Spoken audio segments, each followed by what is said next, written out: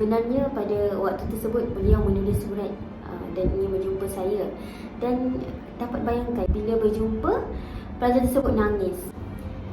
Assalamualaikum warahmatullahi wabarakatuh. Saya Umi Radwa binti Muhammad Zulkifli, pelajar ijazah sarjana muda tahfiz Al-Quran dan Qiraat dengan pendidikan tahun 4 di Universiti Pendidikan Sultan Idris. Pasti sahabat-sahabat ingin tahu apa yang saya ingin kongsikan pada video kali ini. Jadi, jom mari bersama saya. Adakah relevan sesebuah institusi pendidikan tiada cabaran? Semestinya ia mustahil, lebih-lebih lagi pada zaman generasi alfa kini. Oleh itu, bila mana ada masalah, ada cabaran, semestinya kita perlu mencari solusinya.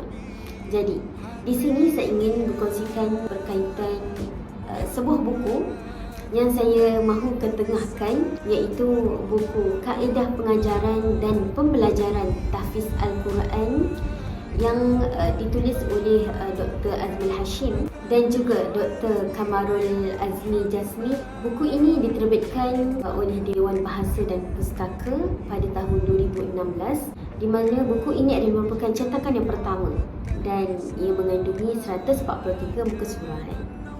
Suka saya kongsikan sedikit sedutan yang boleh saya bongkarkan sedikit di dalam buku tersebut berkaitan penilaian tahfiz Al-Quran yang telah dibincangkan oleh beberapa orang pakar ilmu tahfiz ini sendiri. Antara teknik penilaian pengujian terhadap tahfiz Al-Quran dilakukan sama ada secara syafawi ataupun tahriri. Ia dilakukan berterusan berdasarkan pencapaian harian, mingguan dan bulanan serta penilaian peringkat akhir. Jadi, bagaimana berlakunya proses? Yang pertama, membaca dari awal ayat hingga akhir secara lancar dan menjaga hukum-hukum tajwid. Seterusnya, menyambungkan ayat yang dihafaz. Baik, kemudian pelajar mampu untuk baca dengan lancar dan menjaga hukum tajwid. Ini adalah perkara yang penting, di mana bukan sekadar pelajar itu mampu untuk menghafaz, membaca dan sebagainya. Pelajar sepatutnya mementingkan kefahaman apa yang mereka cuba hafal. Guru perlu lihat bagaimana mereka uraikan apa yang mereka faham berkaitan apa yang mereka hafal. Kemudian yang terakhir adalah berkaitan pelajar itu mampu melakukan istishar ayat berdasarkan hukum dan tajuk-tajuk yang tertentu. Perasaan saya rasa bila baca buku ini sangat teruja. Sebab apa? Sebab sebenarnya saya pun baru khatam buku ini dan saya merasakan bahawa betapa banyak panduan yang ramai orang boleh dapat.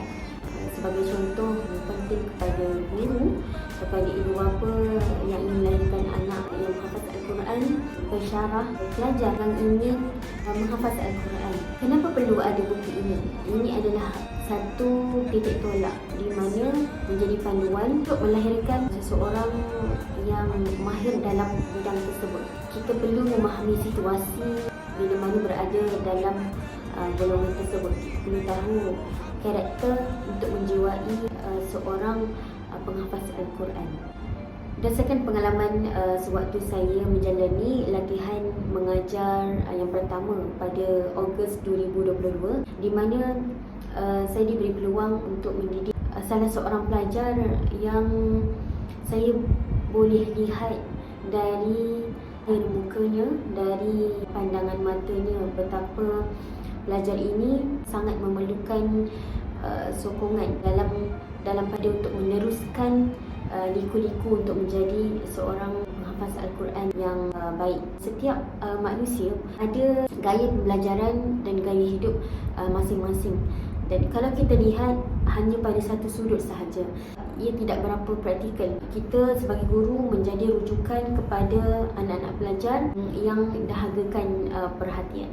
Dalam muka surat 102 terdapat rajah model penilaian pelaksanaan kurikulum tahfiz Al-Quran. Terdapat satu gambaran berkaitan pendidikan tahfiz ini, perlu adanya objektif diadakan pendidikan tahfiz ini. Kemudian antara perkara yang perlu dititik beratkan dalam pelaksanaan kurikulum tahfiz ini, di mana kebolehan pensyarah menyusun dari segi isi kandungan, bentukan masa yang sesuai, yang mencukupi Kemudian kemudahan alat bantu hafazan.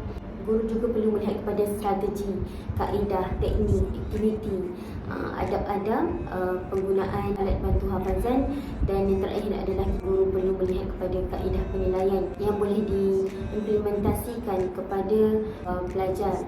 Seterusnya, di situlah kita boleh lihat impak keberkesanan dan pengekalan hafazan itu, dan seterusnya pelbagai aspek lagi